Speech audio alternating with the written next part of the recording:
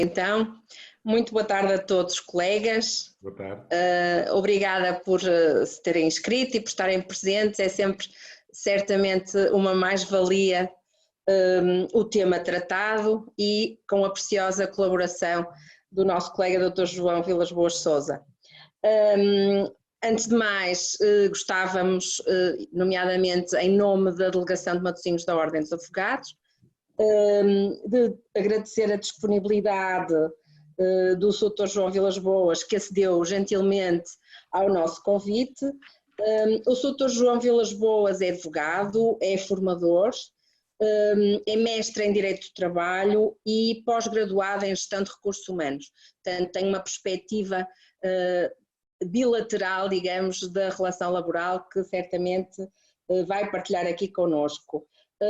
O tema que propusemos para esta webconferência é relativo ao direito de trabalho, nomeadamente as últimas alterações ao Código de Trabalho estabelecidas pela Lei 93/2019, de 4 de setembro. Sr. Doutor, mais uma vez, muito obrigado pela disponibilidade. Eu penso que o Doutor vai estar disponível para responder a algumas questões. Vamos gerindo, através do bate-papo, as questões que os colegas vão colocando e colocaremos-las no final, se o Doutor permitir, algumas delas, certamente não todas, mas as que forem mais representativas. O Doutor tem então a palavra para nos presentear com o seu saber sobre o tema, que será certamente uma grande mais-valia para todos aqueles que estamos aqui com muito gosto a ouvi-lo. Muito obrigada, Doutor, faça favor, a palavra é sua. Obrigado. Ora, uma muito boa tarde a todos os participantes. Eu queria, em primeiro lugar, agradecer, na pessoa da Sra. Presidente da Delegação da Ordem dos Advogados de Matosinhos, a Sra. Doutora Luísa Lopes, o honroso convite que me foi formulado, tal como o Sr. Dr. Paulo Jorge Alves, que foram as pessoas que já há algum tempo para cá me pediram para fazer esta conferência sobre as alterações ao Código de Trabalho em 2019. E, portanto, queria deixar este agradecimento e sem mais delongas, e como é óbvio, já referi uma boa tarde a todos, espero que estejam todos de boa saúde, e começaríamos então de imediato à conferência que nos traz cá. Ora bem, as principais alterações ao Código de Trabalho em 2019. Eu, em primeiro lugar, queria referir que a evolução do regime legal laboral e, naturalmente, para quem estudou o Direito de Trabalho na faculdade, nós temos que referir o diploma da LCT, portanto, do Decreto-Lei 49.408 de 1969. E depois, a partir daí, houve diversa legislação avulsa, como seja o diploma relativo à duração de trabalho, o diploma relativo às férias, feriados e faltas, a lei dos 3Fs, o DL 874/76, o trabalho suplementar, a maternidade e paternidade, o trabalho temporário, a matéria da cessação, o famoso Decreto-Lei 64/89 de 27 de fevereiro e, naturalmente, muitos outros diplomas importantes relativamente ao regime jurídico laboral. Até que chegamos a 2003 e, naturalmente, a Lei 99 de 2003, de 27 de agosto, vulgo primeiro Código do Trabalho, digamos, na altura tentou compilar esta série de diplomas que acabei de enunciar. Depois, em 2009, digamos, o atual Código do Trabalho, a Lei 7/2009 de 12 de fevereiro, que é o atual Código de Trabalho que regula as relações laborais no âmbito do direito privado, já teve uma série de alterações. A começar, por exemplo, pelo acórdão do Tribunal Constitucional na Senda, na altura, em 2009, por exemplo, relativamente à matéria da instrução, um pormenor de especificidade relativamente se o instrutor poderia ou não realizar as diligências probatórias. E depois, como é óbvio, houve uma série de diplomas, por exemplo, a segunda alteração ao CT, a Lei 53 de 2011, a Lei 23 de 2012, digamos, a terceira alteração ao Código de Trabalho, numa altura também de crise económico-social, e a partir daí, digamos, tivemos diversas alterações ao Código de Trabalho, estando nós, portanto, agora atualmente na Lei 93 de 2019, de 4 de setembro, ou seja, a 15ª alteração ao Código do Trabalho. Portanto, digamos, eu com estes 2 slides o que quero mostrar é que realmente tem havido uma renovação e uma constante atualização legislativa relativamente ao direito do trabalho. E, como é óbvio, não há naturalmente outra vez a ideia da compilação da legislação, não há um Código de Trabalho, mas sim uma sucessão de alterações legislativas, e isto leva naturalmente à insegurança jurídica e também à falta de confiança dos intervenientes na relação laboral. Por exemplo, insegurança jurídica, um exemplo prático, a Lei 23 de 2012, de 25 de junho, que foi na altura a 3ª alteração ao Código de Trabalho, eliminou alguns feriados. Contudo, uns anos mais à frente, em 2016, por força da Lei 8 de 2016, de 1 de abril, a 10ª alteração ao CT já voltou a restabelecer estes feriados. Por exemplo, a redução dos custos laborais, a diminuição do valor da compensação prevista no artigo 366, ou, por exemplo, a diminuição do valor do trabalho suplementar, porque, como é óbvio, já não estamos com as regras que estávamos no Código de Trabalho de 2013 ou de 2009. À exceção, naturalmente, seja feita se houver um IRCT aplicável ao setor em questão. Também referir que há, fruto de tanta alteração legislativa, vai haver uma maior fiscalização das situações ilegais, como trabalho não declarado, remunerações abaixo do que o contrato coletivo de trabalho prevê, carga horária ilegal, e atualmente até, e nomeadamente agora por força do Covid, tivemos um reforço dos poderes da ACT para, por exemplo, os despedimentos ilícitos. E sendo também de salientar que a própria Ordem dos Advogados já considerou uma violação da competência dos tribunais de trabalho, porque, naturalmente, como é óbvio, o órgão de soberania próprio para decidir se o despedimento é ou não é ilícito, como é óbvio, é o Tribunal de Trabalho. E, como é óbvio, até também já sobre a Lei 93 de 2019, de 4 de setembro, já existe o pedido de fiscalização sucessiva, e isto por normas de violação da segurança no emprego e o princípio da igualdade. Ou seja, até já a própria lei, o próprio diploma, que vamos falar hoje sobre ele, já existe o pedido de fiscalização sucessiva. Portanto, a ideia geral passada neste diploma, na 15ª alteração ao contrato de trabalho, é o combate à precariedade, por exemplo, nos contratos de trabalho a termo, mas no caso, por exemplo, como vamos a ver daqui a pouco, no período experimental, os trabalhadores à procura de primeiro emprego e os desempregados de longa duração, assim como os contratos de curta duração, a situação que se observa não é precisamente esta. Portanto, como é óbvio, a ideia realmente de combate à precariedade, neste tipo de situações que acabei de evidenciar, de facto não é, na realidade, um combate à precariedade propriamente dito. Nas alterações, então, se nós tivéssemos que falar sobre estas alterações, nós começávamos, então, como é óbvio, neste diploma 93/2019 de 4 de setembro e que produz efeitos desde 1 de outubro de 2019. Naturalmente, há aqui algumas exceções do artigo 501A e do artigo 55A do Código Contributivo, que naturalmente não vai nem produziu efeitos desde 1 de outubro de 2019. Para além de que estas novas regras não se aplicam, por exemplo, aos contratos de trabalho a termo resolutivo, no que toca à sua admissibilidade, à renovação, à duração e à renovação do contrato de trabalho temporário, celebrados, portanto, antes de 1 de outubro de 2019. Num slide apenas, as principais alterações foram estas, que nós depois, naturalmente, vamos ver um bocadinho com mais detalhe. O pagamento do trabalho suplementar como princípio de tratamento mais favorável, os princípios e medidas gerais para os trabalhadores com doença oncológica, tal como ocorre com os trabalhadores com deficiência ou doença crónica, o período experimental, houve alterações no âmbito deste regime, houve a inclusão do assédio nos deveres da entidade patronal, nas sanções abusivas e na resolução do contrato por parte do trabalhador, portanto, relativamente a esta figura específica do assédio, que naturalmente já tinha existido um diploma em 2017 a reforçar esta temática, mas a Lei 93 de 2019 voltou ainda a incluir a figura do assédio.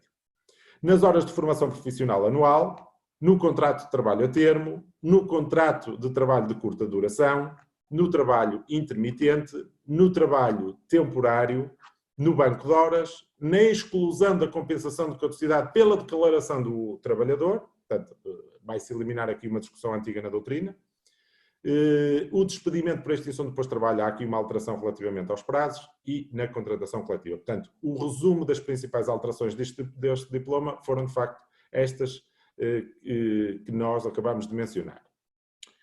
Começando então pelo trabalho suplementar. Portanto, o pagamento do trabalho suplementar passa a estar incluído na lista de matérias cobertas pelo princípio do tratamento mais favorável. Portanto, isto está naturalmente previsto no artigo 3º, número 3, a linha J do Código do Trabalho. Portanto, as normas legais reguladoras de contrato de trabalho só podem ser afastadas por IRCTs, portanto, por instrumentos de regulamentação coletiva de trabalho, que, sem oposição daquelas normas, disponham em sentido mais favorável ao trabalhador, e isto, naturalmente, já ocorria em diversas matérias: igualdade, parentalidade, trabalho de menores, deficiência, doença crónica, trabalhador estudante, durações dos períodos normais de trabalho, duração do período de repouso, o número mínimo de férias, a matéria dos acidentes de trabalho. Portanto, como é óbvio, isto já estava regulado nestas matérias, e assim, sendo os acordos coletivos, os contratos coletivos e os acordos de empresa só podem ser alterados se fixarem critérios mais favoráveis para os trabalhadores dos que os que estão previstos no próprio Código do Trabalho. Relembro que, pelo Código do Trabalho, o trabalho suplementar é pago pela retribuição horária, mas, naturalmente, apenas com os seguintes acréscimos. Portanto, houve uma redução para metade: 25% pela primeira hora ou fração em dia útil, 37,5% por hora ou fração subsequente em dia útil e 50%, portanto, quando a pessoa trabalha num feriado ou um dia de descanso. Portanto, é revogado o artigo 268, número 3 do Código de Trabalho, ou seja, que estas matérias podiam ser afastadas por IRCT. O que é que então temos que reter aqui? É que aplica-se agora ao pagamento do trabalho suplementar o princípio do tratamento mais favorável previsto então no artigo 3º do Código de Trabalho. Outra nota é que os instrumentos de regulamentação coletiva de trabalho em vigor, que disponham em sentido contrário a esta nova regra, têm que ser alterados, devem ser alterados. Portanto, nas cláusulas referentes ao pagamento de trabalho suplementar, na primeira revisão que ocorra nos 12 meses posteriores à entrada em vigor das alterações do Código de Trabalho e sob pena, como é óbvio, de nulidade destas referidas cláusulas.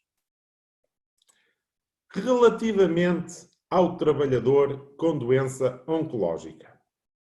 Portanto, o trabalhador com deficiência, doença crónica ou doença oncológica, eu pus a vermelho porque é a novidade, é titular dos mesmos direitos e está adstrito aos mesmos deveres dos demais trabalhadores no acesso ao emprego, à formação, à promoção ou carreira profissionais e às condições de trabalho, ou seja, o trabalhador com doença oncológica é equiparado aos trabalhadores com deficiência ou doença crónica. Portanto, é esta a ideia a reter sobre este aspecto específico dos trabalhadores com doença oncológica. Relativamente a medidas de ação positiva, portanto, a empresa, a entidade patronal, deve adotar as medidas adequadas para que a pessoa com deficiência ou doença crónica, nomeadamente doença oncológica, ativa em fase de tratamento, tenha acesso a um emprego e o possa exercer e nele progredir. Temos, naturalmente, outra situação que já acontecia, portanto, o trabalhador que é dispensa de algumas formas de organização do tempo de trabalho, previsto no artigo 87 do CT, o trabalhador com deficiência, doença crónica ou doença oncológica, ativa em fase de tratamento, é dispensado da prestação de trabalho se esta puder prejudicar a sua saúde ou segurança no trabalho. Portanto, em horário organizado de acordo com o regime de adaptabilidade, banco de horas ou horário concentrado, ou, por exemplo, estar a prestar trabalho entre as 20 horas de um dia e as 7 horas do dia seguinte. Relativamente ao período experimental, o que é que é importante reter aqui? Portanto, nós temos o acórdão do Tribunal Constitucional que pronunciou-se pela inconstitucionalidade por violação da segurança no emprego relativamente à passagem do período experimental de 90 para 180 dias no caso de trabalhadores indiferenciados. Portanto, esta questão já se colocou, portanto, no início, quando se estudava, portanto, o primeiro Código do Trabalho. E, realmente, foi considerado inconstitucional, já na altura. E, por isso, é que não, digamos, vingou e não passou para o papel, portanto, o período experimental de 90 dias para 180 dias, no caso de trabalhadores indiferenciados. Portanto, isto é uma nota relativamente a esta matéria específica do período experimental. O que é que acontece agora, portanto, em 2019, com a Lei 93 de 2019? Nos contratos de trabalho sem termo, o período experimental passa a ter a seguinte duração: 90 dias para a generalidade dos trabalhadores, aqui mantém-se, mas agora, cuidado, 180 dias para trabalhadores que exerçam cargos de complexidade técnica, elevado grau de responsabilidade ou que pressuponham uma especial qualificação, desempenham funções de confiança e agora é a novidade, porque estes dois casos que eu falei já tinham um período experimental de 180 dias, que é os trabalhadores que estejam à procura de primeiro emprego e os desempregados de longa duração. Portanto, nestes dois casos passa a ser um período experimental de 180 dias. Os 240 dias para trabalhadores de cargos de, digamos, de direção ou quadros superiores, mantém-se naturalmente o período experimental de 240 dias. Portanto, o que está a vermelho é a novidade relativamente à temática do período experimental. O contrato de trabalho a termo também, o período experimental mantém-se, 30 dias em caso de contrato com duração igual ou superior a 6 meses e 15 dias em caso de contrato a termo certo com duração inferior a 6 meses. Portanto, a ideia fundamental a reter é que até agora, até 2019, a diferença dos prazos do período experimental residia apenas nas funções. Portanto, generalidade dos trabalhadores, complexidade técnica ou cargos superiores. E pelo que a nova alteração do conceito corresponde agora a uma alteração de paradigma e que aparenta, inclusive, a desvirtuar a ratio, a razão da norma. Porque, de facto, e vamos esperar com serenidade o que é que os senhores juízes do Tribunal Constitucional vão decidir, mas, de facto, a ideia que deixo é que realmente poderá outra vez ser considerada inconstitucional, porque realmente, até aqui, de facto, a diferença residia apenas nas funções do próprio trabalhador em causa. E agora não, portanto, e isso aparenta desvirtuar a razão da norma. Outro aspecto importante relativamente ao período experimental. Portanto, o período experimental é reduzido ou excluído consoante a duração do contrato para a mesma atividade, de contrato de trabalho temporário, executado no mesmo posto de trabalho, de contrato de prestação de serviços para o mesmo objeto, ou ainda de estágio profissional. E é aqui a novidade. Para a mesma atividade, tenha sido inferior ou igual ou superior à duração daquele, desde que, em qualquer destes casos, sejam celebrados pela mesma entidade patronal. Portanto, um exemplo prático: se um trabalhador à procura de primeiro emprego fizer um estágio de 6 meses e a seguir for contratado pelo mesmo empregador, o período experimental de 180 dias já está esgotado. Ou seja, o contrato de estágio é equiparado como se fosse um contrato a termo celebrado antes, ou um contrato de trabalho temporário, ou um contrato de prestação de serviços. A entidade patronal deve comunicar à CIT a denúncia do contrato de trabalho durante o período experimental, sempre que estiver em causa uma trabalhadora grávida, puérpera ou lactante, ou um trabalhador no gozo de licença parental. Portanto, aqui também foi uma novidade da Lei 93 de 2019. E passa a estar previsto como contornação grave. Portanto, o artigo 114, número 6 do Código do Trabalho. Relativamente agora à temática do assédio. Portanto, como eu tinha referido há pouco, a Lei 73 de 2017, de 16 de agosto, já tinha reforçado esta temática e agora, com a Lei 93 de 2019, portanto, o artigo 127, número 1, a linha A do Código do Trabalho, que já referia, naturalmente, relativamente ao dever de respeito, dever de urbanidade e probidade, a entidade patronal deve respeitar e tratar o trabalhador com urbanidade e probidade, afastando quaisquer atos que possam afetar a dignidade do trabalhador, que sejam discriminatórios, lesivos, intimidatórios, hostis ou humilhantes para o trabalhador e, agora aqui, nomeadamente o assédio. Portanto, ficou a estar expressamente previsto no artigo 127, número 1, a linha A. Assim como, relativamente, e isto no âmbito de um processo disciplinar, relativamente a uma sanção abusiva prevista no artigo 331, número 1, a linha D do Código de Trabalho, diz lá agora expressamente considera-se abusiva a sanção disciplinar motivada pelo facto do trabalhador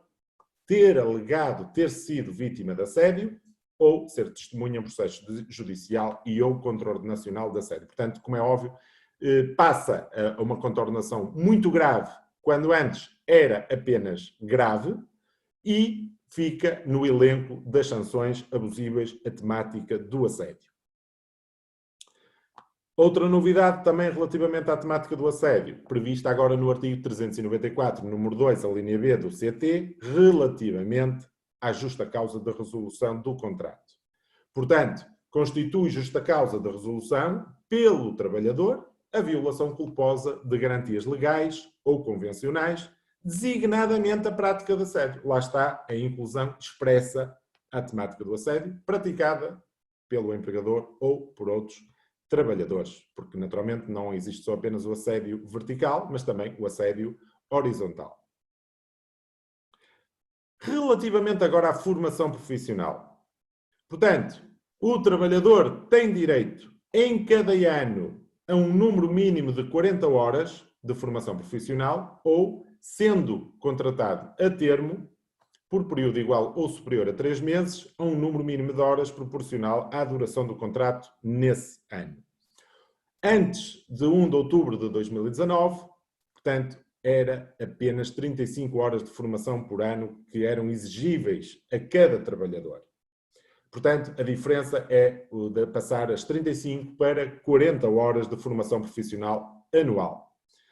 Relembra-se que a empresa deve assegurar em cada ano formação contínua a pelo menos 10% dos trabalhadores da empresa e, como é óbvio, qualquer um de nós, advogados, quando um trabalhador cessa o seu contrato e não sejam pagos os créditos salariais relativamente a créditos de formação, nós, como é óbvio, podemos pedir esses créditos salariais ao Tribunal. Portanto, o Código de Trabalho prevê que as horas de formação e que não sejam asseguradas pelo empregador se transformam em crédito de horas, a igual número para a formação por iniciativa do trabalhador e o próprio trabalhador pode utilizar o crédito de horas para a frequência de ações de formação mediante comunicação ao empregador com antecedência mínima de 10 dias e o crédito de horas para a formação que não seja utilizado cessa ao fim de 3 anos. Portanto, como é óbvio, pelo menos 3 anos para trás, nós poderíamos pedir os créditos de formação profissional que não foram lecionados ao trabalhador, portanto,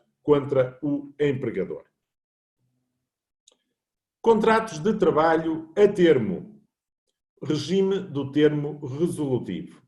Portanto, até agora, o regime do contrato de trabalho a termo podia ser afastado por instrumento de regulamentação coletiva de trabalho.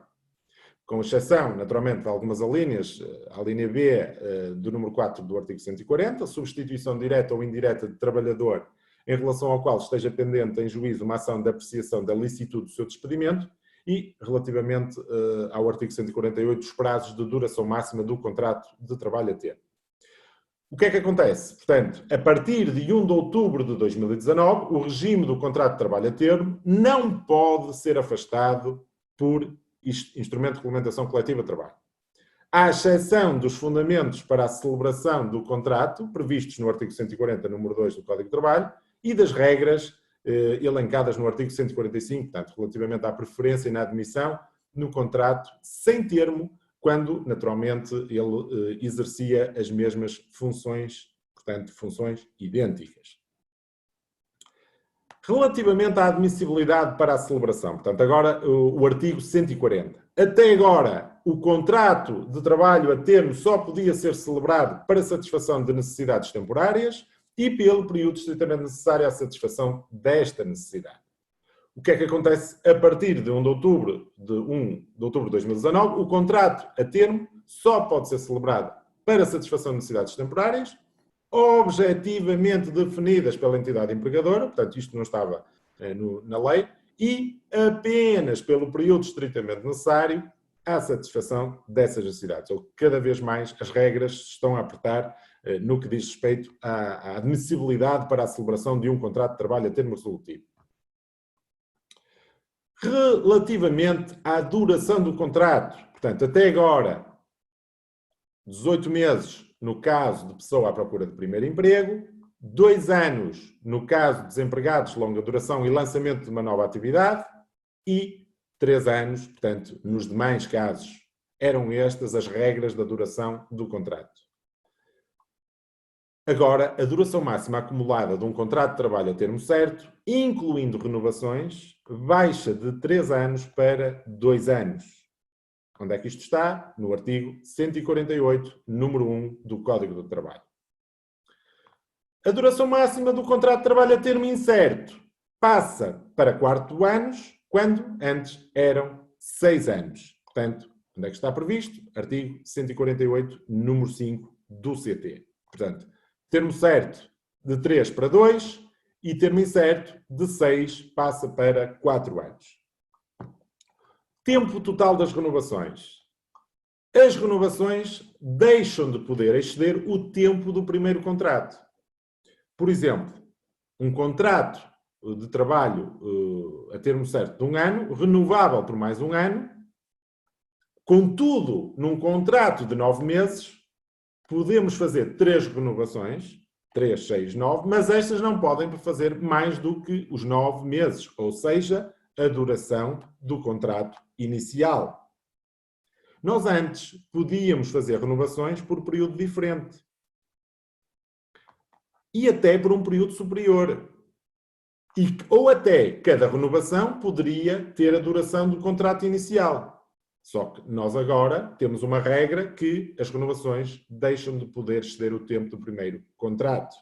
E, portanto, temos que ter aqui uma logística na parte da gestão administrativa de recursos humanos das empresas para perceber, às vezes, esgotar logo o prazo máximo, por exemplo, contrato de 12 meses, renovável por mais 12 meses. Deixa de ser motivo para contratar a termo. Trabalhador à procura de primeiro emprego, que nunca teve contrato sem termo. Atenção, que é diferente de jovens à procura de primeiro emprego, portanto, aqueles entre os 16 e os 30 anos inscritos no centro de emprego e que nunca tiveram um contrato com mais de 6 meses. Isto, naturalmente, para efeitos de concessão dos apoios financeiros. E os desempregados de longa duração, portanto, também deixa de ser motivo para contratar a termo. Portanto, é aquele trabalhador inscrito no centro de emprego, pelo menos há 12 meses ou, naturalmente, um período superior. Portanto, porquê? Porque nestes casos aumenta-se o período experimental para estes casos. Portanto, deixa de ser motivo para contratar a termo. E agora, é possível contratar a termo certo, no artigo 140, no caso de lançamento de nova atividade de duração incerta, bem como início de funcionamento de empresa ou de estabelecimento pertencente à empresa, com menos de 250 trabalhadores, nos 2 anos posteriores a qualquer destes factos. Portanto, situação apenas para as micro, para as pequenas e para as médias empresas.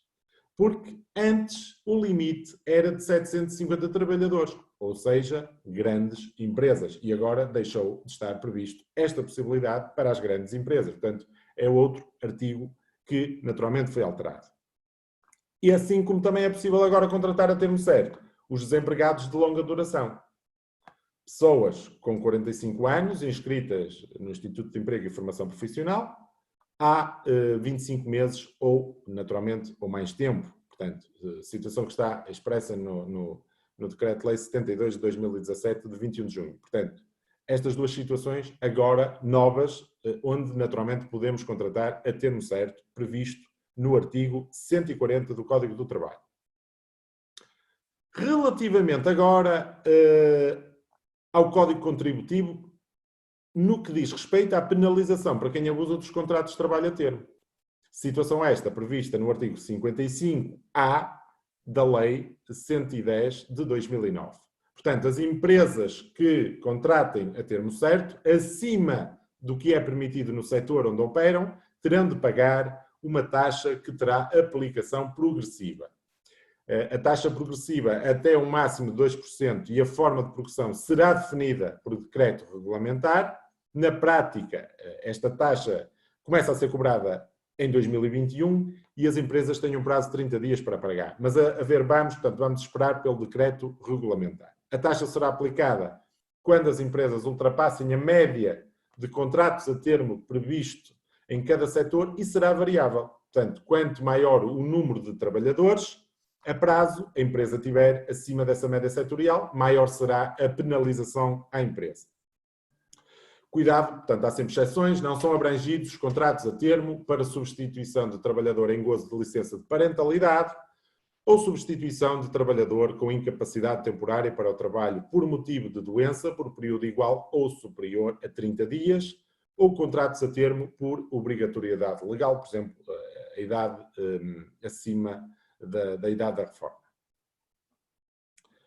A entidade empregadora fica sujeita a uma contornação muito grave se prestou falsas declarações relativas ao tipo de contrato celebrado, com o objetivo de ficar isenta da aplicação da contribuição adicional por rotatividade excessiva. E esta contribuição adicional, portanto, destina-se à proteção na eventualidade do desemprego.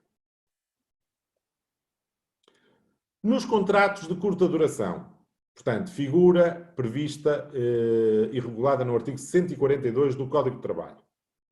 Até à data, estes contratos apenas podiam ser efetuados por empresas do setor agrícola ou turístico, pelo que passa agora o âmbito setorial a estar alargado para todas as empresas com ciclo anual irregular.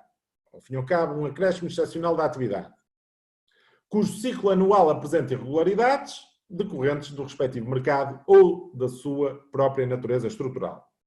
Até agora a duração máxima era de 15 dias, agora a duração máxima de cada contrato de muita curta duração passa a ser de 35 dias.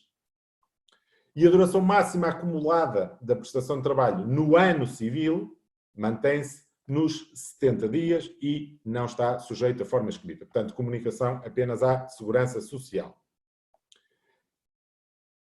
Relativamente às alterações, quando é que entram em vigor? Estas alterações aplicam-se aos contratos em vigor? Não. As alterações aos regimes de contratos de trabalho em vigor não se podem aplicar retroativamente no que respeita às razões válidas para a sua celebração, nem no que respeita à sua duração máxima ou às regras aplicáveis também à sua renovação. Celebração, duração máxima ou renovação. Assim, aos contratos de trabalho a termo celebrados antes da entrada em vigor, portanto, 1 de outubro de 2019, a lei que altera o Código de Trabalho, a Lei 93 de 2019, não se aplicam os novos períodos máximos de duração e as novas regras de renovação, nem as alterações aos motivos válidos para a sua celebração. Do mesmo modo, aos contratos de trabalho temporários celebrados antes da entrada em vigor, 1 de outubro de 2019, da lei que altera o CT, também não se aplicam os novos limites ao número das renovações. No que concerne agora ao trabalho intermitente, portanto, figura do artigo 159 do CT. Portanto, situação em que a prestação de trabalho pode ser intercalada por um ou mais períodos de inatividade, a procura de bens verifica-se em certas épocas, obriga naturalmente a forma escrita, não podendo ser celebrado contrato a termo nem trabalho temporário. Até agora, portanto, a prestação de trabalho não pode ser inferior a 6 meses, a tempo completo, por ano, dos quais pelo menos 4 meses devem ser consecutivos. Agora, portanto, após setembro de 2019, a redução do período mínimo da prestação de trabalho passa de 6 para 5 meses. E a redução do número de meses de trabalho consecutivo passa de 4 para 3 meses. Sobre os direitos e os deveres do trabalhador, o que é que muda? Portanto, passa a prever-se o dever expresso do trabalhador informar a empresa do exercício de outra atividade durante o período de inatividade. Se o trabalhador exercer outra atividade durante o período de inatividade, portanto, o montante da correspondente retribuição vai ser deduzido à compensação. Até agora, a legislação não previa que o valor recebido por outra atividade, durante o período de inatividade, fosse deduzido à compensação.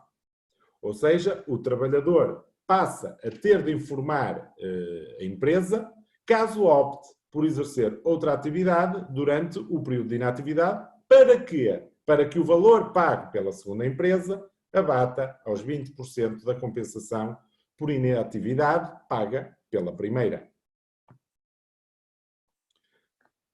Sobre o contrato de trabalho temporário. Até agora, e isto no que diz respeito à cedência ilícita do trabalhador, prevista no 173, número 5 do CT, no caso do trabalhador ser cedido a utilizador por uma empresa de trabalho temporário licenciada sem que tenha celebrado contrato de trabalho temporário ou contrato de trabalho por tempo indeterminado para cedência temporária, considera-se que o trabalho do trabalhador temporário era prestado à ETT, em regime de contrato de trabalho sem termo. Agora, a consequência é de se considerar que o trabalho é prestado à empresa utilizadora, em regime, naturalmente, de contrato também de trabalho sem termo. Portanto, passa para os quadros. São alargadas também causas de nulidade no contrato, isto no artigo 177, número 5 do CT. Até agora, o contrato de utilização só era nulo se não fosse celebrado por escrito ou não contivesse um motivo. Mas agora passa a considerar-se nulo todo o contrato de trabalho temporário a que falte uma das menções estabelecidas nas alíneas A a H do número 1 do artigo 177. E que são, precisamente, por exemplo, identificação, assinaturas, domicílio e sede das partes, respectivos números contribuintes, o motivo justificativo do recurso ao trabalho temporário por parte do utilizador, a caracterização do posto de trabalho a preencher, os respectivos riscos profissionais, etc., o local e período normal de trabalho, a retribuição do trabalhador do utilizador que exerce as mesmas funções, o pagamento devido pelo utilizador à empresa de trabalho temporário. Portanto, como é óbvio, agora é mais apertado este regime. Sobre o conteúdo do contrato de trabalho temporário. Até agora, o contrato tinha de fazer menção aos motivos que justificam a celebração do contrato, com menção concreta dos factos que os integram, sob pena de uma contornação leve. E agora, o contrato deve conter um motivo justificativo, com menção concreta dos factos que o integram, tendo por base o motivo justificativo do recurso ao trabalho temporário por parte do utilizador indicado no contrato de utilização do trabalho temporário. Isto, como é óbvio, sem prejuízo de confidencialidade e passa, portanto, a ser tipificado como uma contornação grave, imputável à empresa de trabalho temporário. Portanto, situação prevista no artigo 181, número 5 do CT. Ou seja, e em conclusão, coincidência entre os motivos da celebração do contrato de utilização de trabalho temporário, portanto, entre a ETT e a utilizadora, e os motivos da celebração do contrato de trabalho temporário entre o ETT e o trabalhador.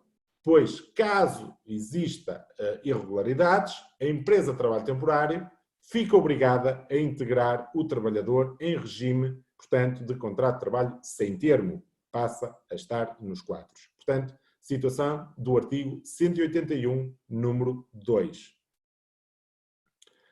Na duração do contrato de trabalho temporário. Até agora, os contratos de trabalho temporários podiam ser celebrados sem limite de renovação.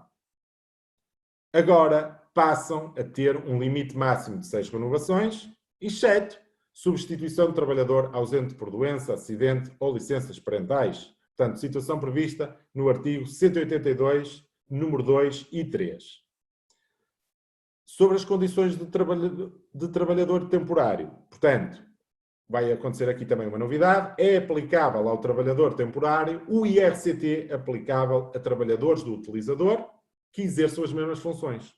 Ou seja, deixa de haver um período de carência de 60 dias para que seja aplicável o IRCT, porque antes, de facto, tinha que se esperar 2 meses para que se aplicasse o IRCT, que previsse diversas normas mais favoráveis para o trabalhador. E agora deixa de haver este período de carência. Situação esta prevista no artigo 185, número 10 do CT. No banco de horas, portanto, possibilidade de aumentar o período normal de trabalho com limites.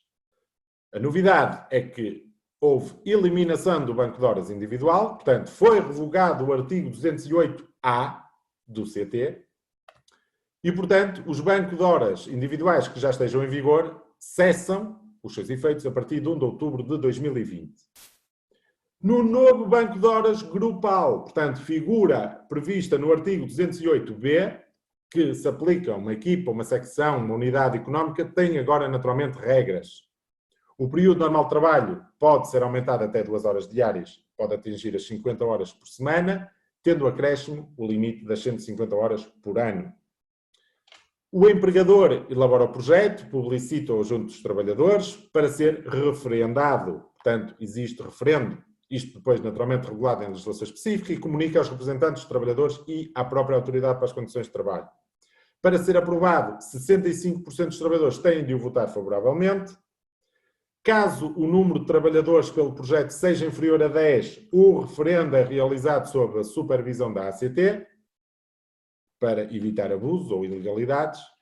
A aplicação do banco de horas cessa se, decorrido metade do tempo, 1/3 dos trabalhadores pedir um novo referendo e este não for aprovado ou não realizado no prazo de 60 dias após o pedido.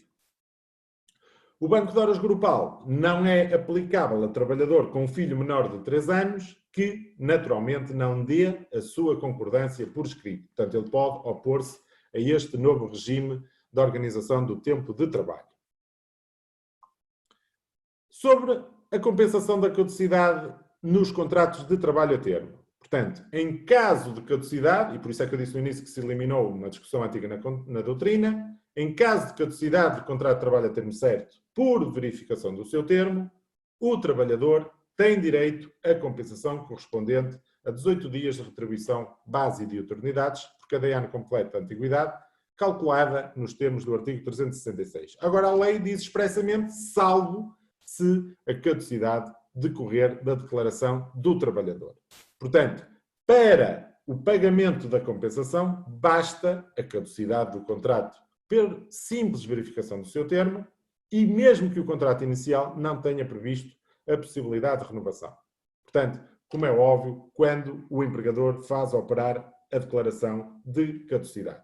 Se for o trabalhador, como é óbvio, não tem que ir pagar a compensação por caducidade, só paga naturalmente se a quiser, porque lá está, eliminou-se esta discussão antiga na doutrina, porque ficou expressamente previsto no artigo, salvo se a caducidade decorrer da declaração do trabalhador.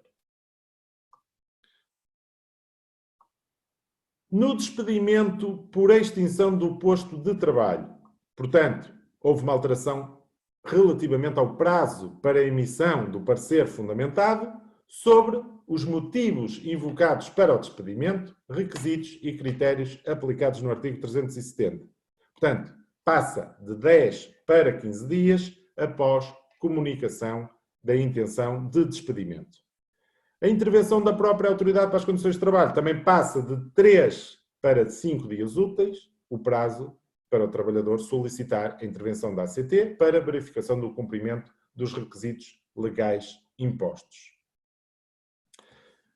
No que tange à convenção coletiva, na adesão ao instrumento de regulamentação coletiva de trabalho, portanto, caso sejam aplicáveis no âmbito de uma empresa uma ou mais convenções coletivas ou decisões arbitrais, o trabalhador que não seja afiliado em qualquer associação sindical pode escolher qual daqueles instrumentos lhe passa a ser aplicável, mas desde que o mesmo se integre no âmbito do setor da atividade profissional e geográfico do instrumento escolhido. Portanto, figura prevista no artigo 497. O trabalhador pode, portanto, efetuar a escolha a que se refere nos 3 meses posteriores à entrada em vigor do instrumento escolhido ou ao início da execução do contrato, se este for posterior. A aplicação da Convenção nos termos do número 1 deste artigo 497 mantém-se até ao final da sua vigência, com o limite de 15 meses. Antes de 2019, o limite era de 12 meses, portanto, 1 ano. E o trabalhador pode revogar a escolha, cessando a aplicação da Convenção, 6 meses após a comunicação dessa revogação ou antes, se, entretanto, se esgotar o prazo referido, portanto, na norma, no artigo 497. Na denúncia, qualquer das partes pode denunciar a convenção coletiva mediante comunicação escrita dirigida à outra parte e acompanhando da proposta negocial global. E, naturalmente, a denúncia deve, sem prejuízo da sua validade e eficácia, ser acompanhada de fundamentação quanto a motivos de ordem económica, estrutural ou desajustamentos do regime da convenção denunciada. Portanto, é um artigo também novo. No prazo de 10 dias a contar da denúncia, a parte autora da denúncia deve remeter ao serviço competente do Ministério responsável pela área laboral, portanto a DGERT, cópia da mesma e da proposta negocial global. Em caso de caducidade da convenção coletiva ou da decisão arbitral, manter-se-ão também os respectivos efeitos em matéria da parentalidade, da segurança e saúde no trabalho. Portanto, cuidado que estas matérias mantêm-se. De uma forma muito simples, portanto, houve de facto mudanças em algumas contornações laborais. A título de exemplo, é agravada a contornação laboral nos casos de omissão do conteúdo obrigatório nos contratos de trabalho temporário, portanto, de leve para grave. É também agravada a contornação aplicável nos casos de aplicação da sanção disciplinar abusiva ao trabalhador, portanto, também passa de grave para muito grave. E o empregador deve comunicar à CIT a denúncia do contrato de trabalho durante o período experimental, sempre que estiver em causa uma trabalhadora grávida, puérpera ou lactante, ou um trabalhador no gozo da licença parental. Portanto, passa a ser contemplada como uma contornação grave. Sendo certo que eu às vezes aqui, e isto é uma opinião pessoal, relativamente à questão da comunicação, por exemplo, no caso de um contrato de trabalho a termo, de facto, se calhar, a comunicação pode fazer algum sentido, porque, como nós sabemos, a maior parte dos contratos de trabalho a termo estão mal justificados e isso era um motivo para estar mais atento sobre a licitude ou ilicitude do mesmo. Já no caso do período experimental, sinceramente, eu acho que às vezes aqui pode ser uma burocracia, porque o período experimental é o período mais frágil de uma relação laboral. E desde que o empregador, de facto, comunique dentro do prazo, de facto, não estou a ver aqui muitas consequências que possam ser efetuadas. Mas, enfim. Ainda sobre matérias que se relacionam e de uma forma muito simples, a Lei 90/2019, relativamente ao reforço da proteção da parentalidade. Portanto, e que naturalmente também trouxe alterações ao Código de Trabalho. A produção de efeitos prevista no artigo 9, ele entra em vigor com o Orçamento de Estado de 2020, por exemplo, a proteção na parentalidade, a licença parental inicial, a licença parental exclusiva do pai, a licença para assistência a filho com deficiência e doença crónica ou oncológica, já vimos esta matéria há pouco prevista no artigo 53, e depois há outras matérias que entraram naturalmente em vigor a partir de 4 de outubro de 2019, como seja a dispensa para consulta pré-natal e a comunicação à CIT no caso de denúncia do contrato em período experimental. As principais novidades, eu diria nestes 2 slides que agora vos vou passar. Portanto, alargamento da licença parental de 15 para 20 dias úteis. Aliás, o gozo do pai começou nos 10, depois passou para 15, já estamos nos 20. Dias úteis seguidos ao interpelado nas 6 semanas seguintes ao nascimento da criança. Há também redução do gozo da licença facultativa do pai após o gozo da licença obrigatória de 10 para 5 dias úteis. Aqui houve redução. No que respeita às regiões autónomas, portanto, há novos artigos. O artigo agora 37A e, portanto, o artigo, este não é novo, que já existia, mas está naturalmente elencado de maneira diferente, o artigo 249, número 2, alínea F. Direito a uma licença para deslocação à unidade hospitalar localizada fora da ilha da residência para a realização do parto, pelo período de tempo que, por prescrição médica, for considerado necessário e adequado à deslocação para aquele fim. E o alargamento dos motivos justificativos da falta às situações de acompanhamento da grávida que se desloque à unidade hospitalar localizada fora da ilha da residência.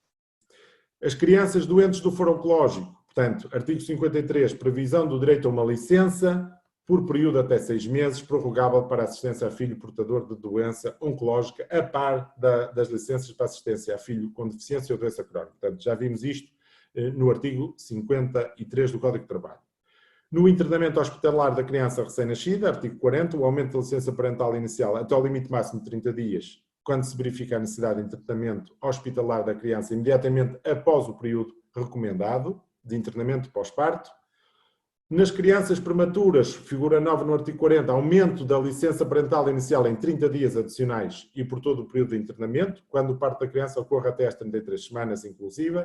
Referência aos progenitores, um novo artigo 33A, equipara expressamente as referências feitas à mãe e ao pai da criança aos titulares do direito de parentalidade. proibição da discriminação pelo exercício dos direitos também de maternidade e paternidade, um novo artigo 35A, consagração expressa da proibição de qualquer forma de discriminação em função do exercício pelos trabalhadores dos seus direitos de maternidade e paternidade, incluindo discriminações relacionadas com atribuições de prémios de assiduidade, de produtividade ou afetações desfavoráveis em termos de progressão na carreira. O artigo 46A também é novo, a dispensa para consulta de procriação medicamente assistida, portanto, previsão do direito a 3 dispensas do trabalho para consultas no âmbito de cada ciclo de tratamentos de procriação medicamente assistida. Portanto, o que acabei de dizer nos slides anteriores está dito de uma forma agora esquemática e, portanto, a ideia a reter é que a Lei 90/2019 de 4 de setembro vai, de facto, alterar diversos artigos ao Código de Trabalho e também, naturalmente, são aditados até novos artigos, além de alterar já os existentes, e alterados também artigos da Lei 89 de 2009. Portanto, já os falámos de uma forma simples, a licença parental exclusiva do pai, de 15 para 20, a licença para assistência a filho com deficiência, doença crónica ou doença oncológica, equiparação, e relativamente ao regime das licenças, das faltas e das dispensas. Para terminar a denúncia do contrato no período experimental, também lá está a tal comunicação, o empregador deve comunicar no prazo de 5 dias úteis, a contar da data de denúncia, à entidade com competência na área da igualdade de oportunidades entre homens e mulheres, a denúncia do contrato durante o período experimental, sempre que estiver em causa uma trabalhadora grávida, puérpera ou lactante, é novo. Assim, lá está, o empregador deve comunicar à entidade com competência na área da igualdade de oportunidades entre homens e mulheres, com antecedência de 5 dias úteis à data de aviso prévio, o motivo da não renovação de contrato de trabalho a termo, sempre que estiver em causa uma trabalhadora também grávida, puérpera ou lactante. Portanto, também é um artigo que é novo. E, como é óbvio, assim termino, portanto, esta conferência, esta palestra sobre as alterações, as principais alterações ao Código de Trabalho no ano de 2019. Agradeço uma vez mais a vossa atenção, de todos os participantes, e reforço uma vez mais o meu muito obrigado à delegação da Ordem dos Advogados de Matosinhos.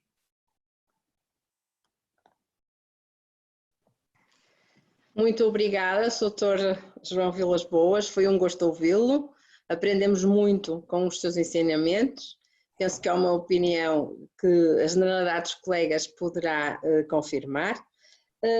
Entretanto, como combinado, eu tenho aqui algumas questões que foram sendo colocadas, quer no Q&A, quer no bate-papo, e vou colocá-las ao Soutor. Tenho aqui primeiro 2 colegas que levantaram a mão para falar e se estiverem online eu darei a respectiva voz. A Soutora Rosa Maria Moreira, por acaso parece-me que não tenho essa opção agora. Permitir falar, tenho. Soutora Rosa Maria Moreira, está connosco ainda?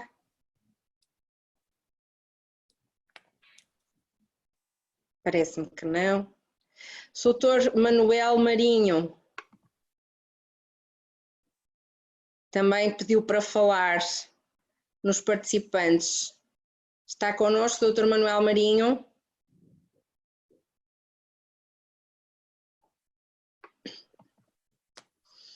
Doutora Fátima Zenão. Estou a disponibilizar a oportunidade de colocarem as questões ao Soutor João Vilas Boas. Também não me parece. Bom, Soutor, vamos começar por algumas questões que foram sendo aqui colocadas à medida que o Soutor nos expunha os seus slides. Há uma preocupação transversal que eu gostaria de confirmar com o Soutor, que é da disponibilidade dos slides. Se os colegas poderão ter disponibilidade dos slides apresentados nesta comunicação. É com todo o gosto que eu envio os slides, não tem qualquer problema, porque todos estes slides eu posso enviar à senhora doutora Luísa Lopes, ou diretamente, como bem entenderem. Portanto, em relação à disponibilidade de slides, está garantido. Muito bem, nós agradecemos muito e depois faremos, obviamente, chegar aos colegas que nos foram pedindo. Exatamente. E penso que também poderão ter acesso, poderão ter acesso à conferência, porque ela foi gravada, vai estar, salvo erro, disponível na plataforma Direito em Dia, e nós próprios, delegação, penso que também podemos publicar via YouTube. Portanto, ela estará disponível seguramente para os colegas que não tiveram a oportunidade de assistir agora. Passando então às questões que nos foram aqui colocando, doutor, tenho aqui uma primeira do doutor Carlos Jorge Gonçalves relativamente à denúncia. De regra geral, a denúncia não carece de fundamentação. Ao invés, nos termos do número 2 do artigo 500, a denúncia deve, sem prejuízo da sua validade e eficácia, ser acompanhada de fundamentação quanto a motivos de ordem económica estrutural ou a desajustamentos do regime da convenção denunciada. Se a denúncia não for acompanhada de tal fundamentação, quais serão as consequências? Terá sanções? É que, ao que parece, a denúncia é, como não poderia deixar de ser, sempre existente, válida e eficaz. Portanto, é uma primeira questão colocada pelo Dr. Carlos Jorge Gonçalves, doutor. Qual a consequência, que é para eu apontar, doutor, qual a consequência? Qual a consequência de não ter fundamentação, uma vez que ela será sempre válida, existente e eficaz?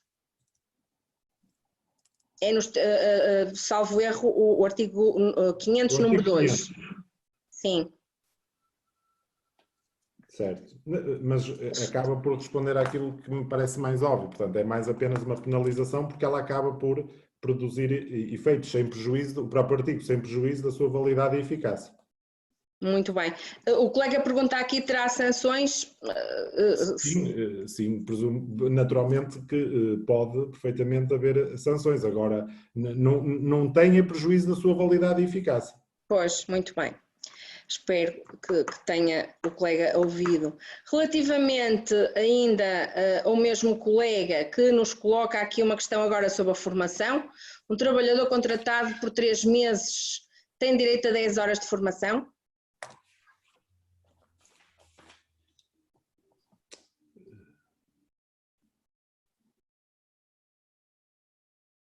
Portanto, a lei diz, no artigo 131, número 2, o trabalhador tem direito, em cada ano, a um número mínimo de 40 horas de formação contínua ou sendo contratado a termo por período igual ou superior a 3 meses, a um número mínimo de horas proporcional à duração do contrato. Portanto, aqui teríamos sempre que fazer uma regra de 3 simples. Por exemplo, 40 horas está para 12 meses. Por exemplo, se ele teve, como é óbvio, 6 meses de contrato, tinha 20 horas de formação. A pergunta é se ele tem menos de 3 meses, é isso? Porque não, se ele for contratado por 3 meses, tem direito a 10 horas de formação. Sim, porque é uma regra proporcional, 12 ou 6, menos de 3 meses, a resposta está no artigo 131, número 2. Muito bem, doutor. Menos de 3 não. Relativamente a ainda sobre as questões da formação, a doutora Catarina Coelho colocou aqui uma questão no sentido de saber, e passo a ler, se o IRCT tiver previsto 35 horas de formação profissional, esta disposição prevalece sobre as 40 horas do Código de Trabalho? Boa pergunta, mas eu acho que a lei 93 de 2019 ao estabelecer, atenção, como é óbvio, até 4 de setembro de 2019 eram 35 e não há qualquer problema. Dúvida. Agora, daqui para a frente, estar a estipular menos do que uma lei imperativa, que é a lei 93 de 2019, é estipular desta forma, que são 40, eu acho que o IRCT naturalmente está a ir contra uma norma imperativa, que é o Código de Trabalho, ainda para mais desfavorável para o trabalhador, porque a matéria da formação é importantíssima e, portanto, eu penso que não pode ir contra a regra agora atualmente, das 40 horas. Muito bem, doutor, muito obrigada. Continuando, o Dr. Carlos Gomes de Faria colocou aqui a questão de saber a colocação do assédio no elenco das sanções abusivas não tem na legislação aplicável um caráter excessivamente vago? Pergunta. Claro que sim, atenção. Eu próprio dou um curso só sobre assédio e o assédio, naturalmente, é muito vago. Pode haver assédio horizontal, assédio vertical ascendente, até ser o próprio trabalhador fazer assédio ao chefe. atenção, esta matéria é de facto, isto ainda para mais é só uma contornação já tipificada no Código de Trabalho, e se nós dizemos a alguém que estamos a injuriar, ai, estou a ser vítima de assédio, ainda poderemos ser injuriados e ter um processo de crime em cima. Claro que esta matéria deveria estar muito mais regulada, muito mais estudada. A Lei 73 de 2017 e a Lei 93 de 2019, claro que reforçaram esta temática, mas ainda há muito caminho a percorrer no que diz respeito às circunstâncias que proporcionam o assédio, relativamente aos exemplos práticos do que é que possa ser assédio, e depois, naturalmente, vamos também socorrendo da jurisprudência, não é? Porque, como é óbvio, é um tema muito difícil de prova, digamos assim, do trabalhador efetivamente conseguir provar, porque às vezes é palavra contra palavra. Aliás, eu muitas das vezes nos meus cursos, o que eu sugiro, quando de facto alguém está a ser maltratado, está a ser vexado, está a ser humilhado na sua boa honra, na sua dignidade, é forçar essa pessoa a ter tudo por escrito. E, naturalmente, por exemplo, no seguimento da sua solicitação, e às vezes até com conhecimento deste e-mail, se possível, a um administrador, para que essa pessoa comece a perceber que ele está a defender-se e que a partir daqui vai mudar de certeza absoluta a sua atuação. Mas o tema do assédio, sem margem para dúvidas, que é um tema muito amplo, muito vago e que infelizmente ocorre. Aliás, agora no Covid, esta situação, de facto, se calhar para abusos e ilegalidades vai ser um fartote.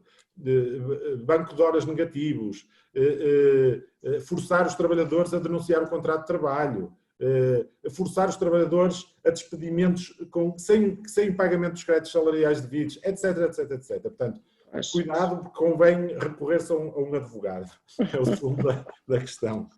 Muito bem. Muito obrigada, doutora. Ainda o doutor Carlos Gomes de Faria coloca outra questão agora relativa aos contratos a termo. A penalização para as empresas que abusem da utilização de contratos a termo, ou seja, que apresentem uma rotatividade excessiva dos seus trabalhadores, quando é que entrará efetivamente em vigor? E, em concreto, qual a penalização aplicável? Isto, portanto, a taxa progressiva até ao máximo 2% e a forma de progressão será definida por decreto regulamentar. Estamos a aguardar. Temos que aguardar e à partida, porque isto tudo está, e então agora em época de Covid é que nós tiramos uma ilação fundamental, um dia de cada vez, não é? Porque as regras agora estão assim dia a dia, rapidamente alteradas, tudo o que dávamos como certo e seguro. E, portanto, claro que a taxa era para ser cobrada em 2021, saliente-se, mas temos que esperar, portanto, a forma de progressão será definida por decreto regulamentar e temos que aguardar. Muito bem.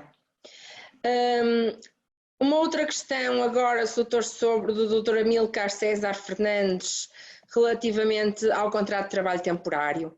Efeitos da nulidade do contrato de trabalho temporário.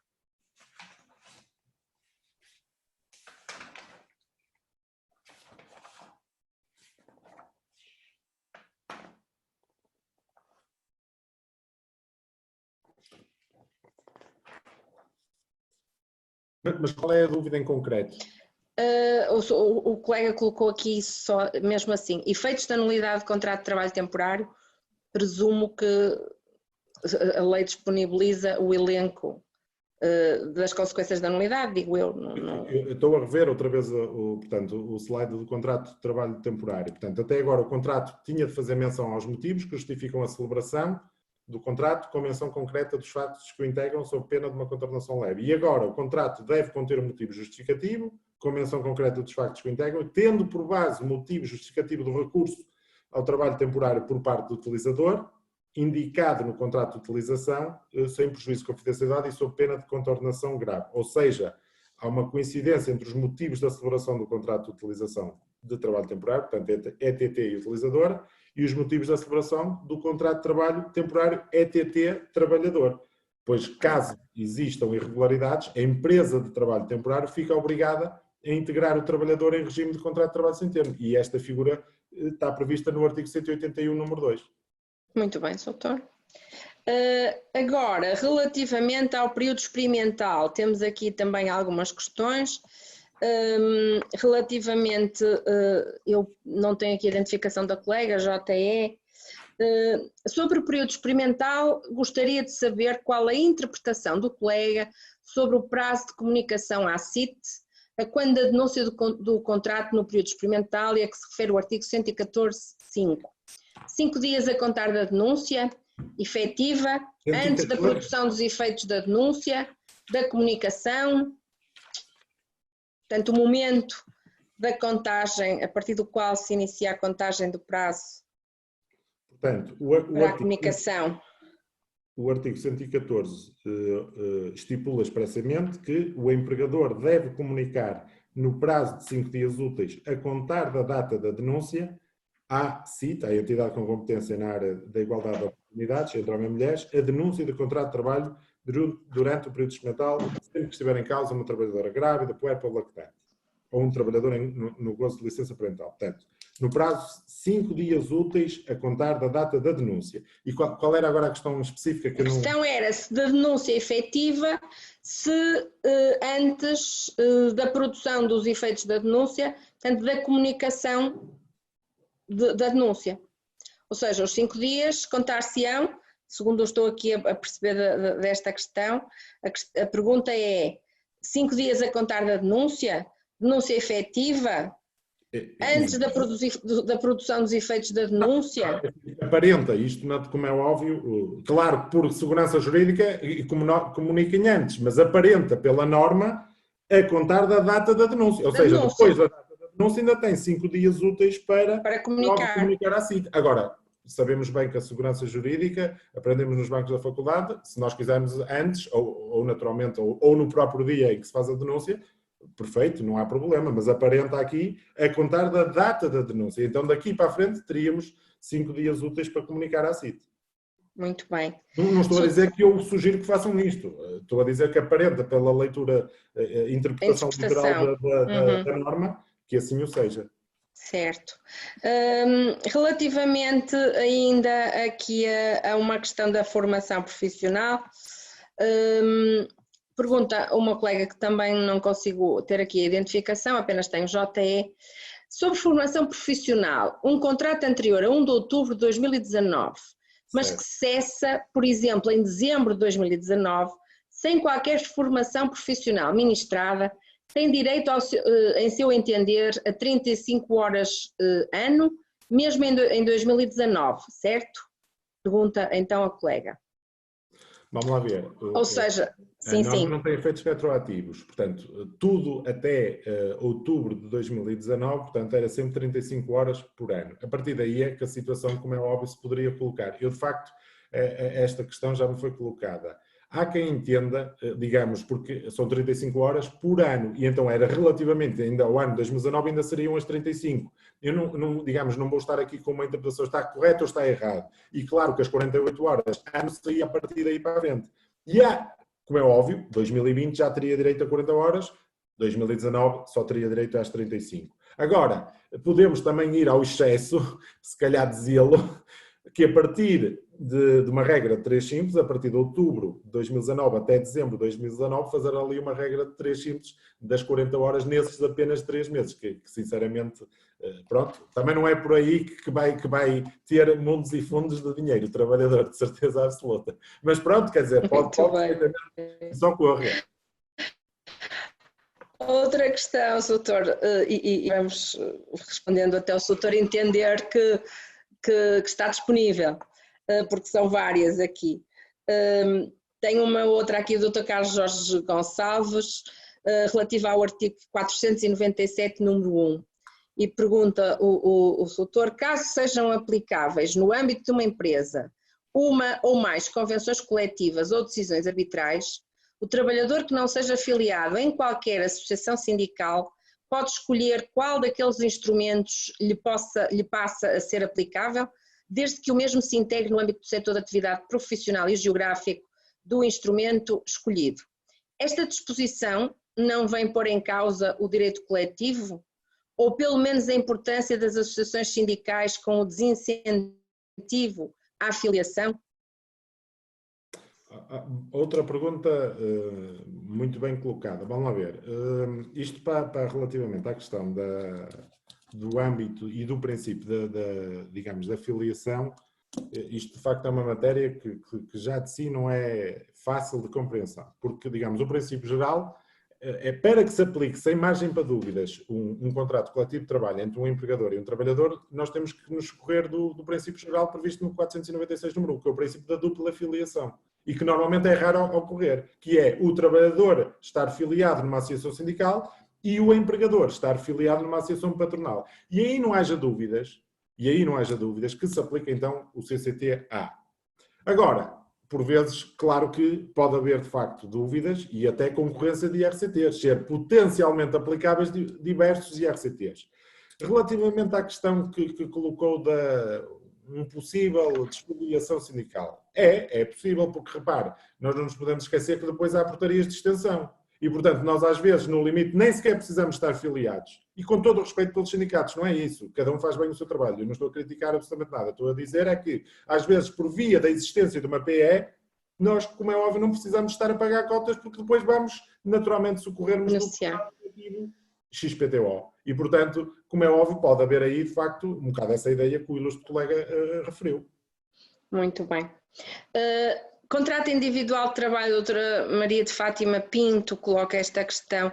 Se no contrato individual de trabalho tiver sido acordada a prestação de trabalho em regime de banco de horas grupal, mantém-se a existência das formalidades do 208B, quer o contrato seja anterior ou posterior a esta lei?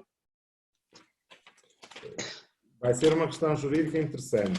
Eu, sinceramente, só acho é que como o 208B, que é uma norma nova, que é um regime de branco de horas grupal e que tem critérios e requisitos específicos previstos agora no Código de Trabalho, poderia, se calhar, pôr-se em causa aí a questão da legalidade, porque não foi de forma grupal, não foi de grupo, não foi referendado, não foi de acordo com o que está previsto agora no artigo 208. E, portanto, estar a fazê-lo por acordo individual era, ao fim e ao cabo, quase como fazer... Admitir o banco individual. E é só nesse sentido. Muito bem. Muito bem, doutor. Ainda, boa tarde. Se o trabalhador, a doutora Vera Eusébio, se o trabalhador não solicitar a conversão em créditos de horas para formação, quando da cessação do contrato, pode peticionar as horas de formação profissional não ministrada de período superior a 3 anos? Pronto, é uma questão também interessante. Vamos lá ver.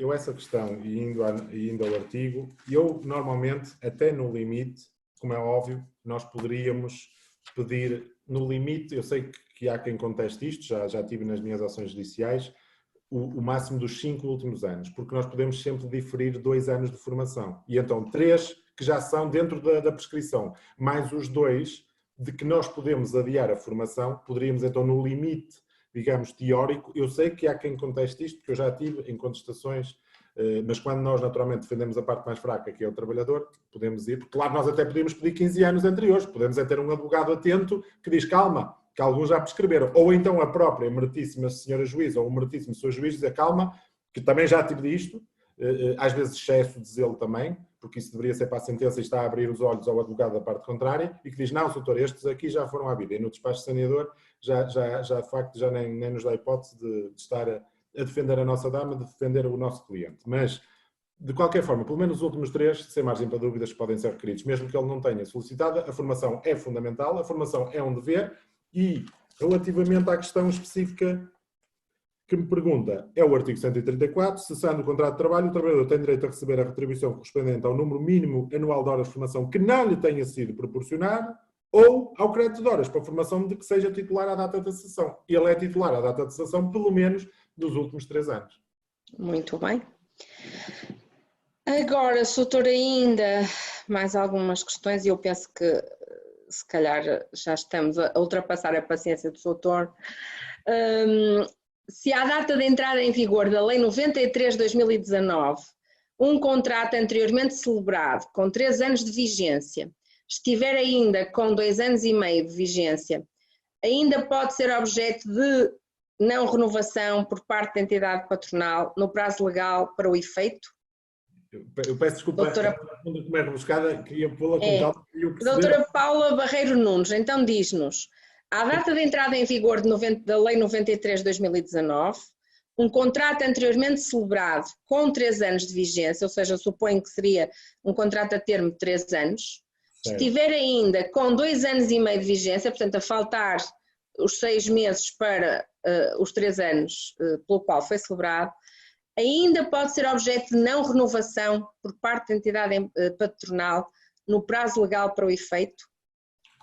Ou seja, temos um contrato que durou 2 anos e meio quando entra em vigor a nova lei e faltava 6 meses para a sua caducidade, digamos, ou renovação. Não seria renovação, não é? Certamente. A questão é se pode ser objeto de não renovação pela entidade patronal no prazo legal para o efeito. É como eu digo, a doutora está muito bem a tentar pescar. Descodificar. As novas regras não se aplicam aos contratos de trabalho a termo resolutivo no que toca à admissibilidade, renovação, duração e à renovação do contrato de trabalho temporário celebrados antes de 1 de outubro de 2019. Portanto, não se aplicam a estes casos. E, certo. Portanto, se mantém o que estava, naturalmente, na lei antiga. Agora, tudo o que seja após 4 de setembro de 2019, claro que aí já cuidado, porque aí as regras são muito mais apertadas. Muito bem. Quando a lei diz que não há retroatividade, não está a ferir a constitucionalidade do princípio do tratamento mais favorável do trabalhador?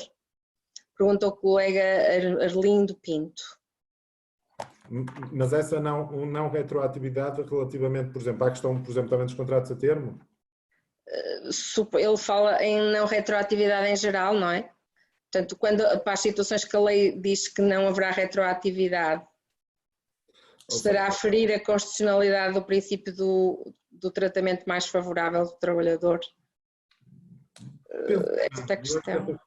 Nunca se colocou, penso que não, quer dizer, a única fiscalização para já foi relativamente à questão do período experimental naqueles 2 casos concretos e vamos aguardar se de facto vai haver uma nova interpretação do conceito ou se vai ser considerado inconstitucional. Agora, relativamente a estas novas regras não se aplicarem e forçosamente da não retroatividade aos contratos a termo resolutivo quanto à sua admissibilidade, pronto, é o próprio diploma que o prevê, não estou a ver para já assim de uma forma simples e de uma pergunta numa conferência que possa ferir a Constituição. Constitucionalidade. Tem prejuízo, não é óbvio, de um estudo mais... Porque às vezes estas questões que os ilustres colegas nos colocam são às vezes bastante pertinentes. Claro que fazem-nos... Não é apenas numa conferência que nós conseguimos dar a nossa opinião de uma forma conscienciosa, até segura e também com alguma pesquisa, com certeza. Muito bem. Finalmente, temos aqui algumas outras, ainda uma última do Dr. Carlos Gomes de Faria. Como analisar o reforço de meios e poderes da ACT face ao regime previsto na Lei 14 de 2020, de 9 de maio, e tendo em consideração o recentemente estipulado na legislação de 2 de abril de 2020? Vamos lá ver, é tal luta. Eu aqui coloco-me ao lado da posição que foi tomada pública pela própria Ordem dos Advogados. Eu acho que, de facto, a competência para averiguar se um despedimento é lícito ou ilícito, de facto, eu percebo a ideia de fundo. A ACT vai tentar estar ali tipo polícia agora, há outra questão, e naturalmente evitar abusos e ilegalidades. Agora, a outra questão é que nós, até à data da entrada, de facto, destes diplomas do Covid-19, a ACT não pode... É quase como quando uma ACT chega a uma empresa, olha, tem que converter este contrato para contrato sem termo. Se calhar não tem. Se calhar não tem. Porque se calhar até às vezes, mesmo até no famoso diploma com alguns anos dos falsos recibos verdes ou do falso contrato de trabalho encapotado em recibos verdes, se calhar às vezes o próprio trabalhador e a própria entidade patronal consideram que aquilo é um verdadeiro contrato de prestação de serviços. E está a ACT, com base naquele diploma, a reforçar e a estar a ir contra o próprio trabalhador. Portanto, às vezes este excesso de poderes da ACT pode não ser bem visto. Mas relativamente agora à questão concreta, eu de facto coloco-me com uma posição que a própria Ordem dos Advogados já tornou pública no próprio site, etc., de que pode haver violação do princípio de separação de poderes e, naturalmente, como é do órgão de soberania, que é, naturalmente, o Tribunal, não é? E o Tribunal é que decide, com legalidade, que um despedimento é lícito ou ilícito, com certeza. A ACT, naturalmente, tem um poder inspectivo, mas não tem um poder, naturalmente, para decidir. Mas, enfim, novos tempos, vamos também com calma serenar e esperar o que é que isto vai dar e depois termos opiniões mais conscienciosas. Doutor, tenho aqui muitas mensagens no bate-papo a parabenizar sobre a sua excelente intervenção. Obrigado. A agradecer a exposição clara que o doutor fez o favor de nos presentear. Eu penso que já abusamos muito da paciência do doutor. Os colegas terão disponibilizados os slides, como o doutor referiu. Diga-se, doutor, está bem, agradeço imenso o envio para a delegação. E nós faremos chegar, até combinando com o Conselho Regional do Porto, aos colegas que se inscreveram. Doutor, cumpre-me apenas agradecer-lhe por este momento de formação tão importante para todos nós, complicado, pelo que me pareceu, e extenso. A exposição do doutor permitiu-nos fazer uma esquemática daquilo com que temos que trabalhar e os seus conselhos são certamente uma mais-valia para todos termos em consideração na gestão, e na gestão desta matéria e na aplicação dela. Doutor, foi um gosto, eu agradeço mais uma vez pela sua disponibilidade, pelas suas palavras, muito obrigada. E se ninguém, acho que não vamos abusar mais, acho que tínhamos aqui ainda outras questões, mas mais ou menos eram transversais sobre estes temas que fui colocando. Muito obrigada a todos. Muito obrigado, um bom trabalho para todos e muita saúde. Muito obrigada, doutor. Então, muito boa tarde e obrigada a todos, com licença. Obrigado.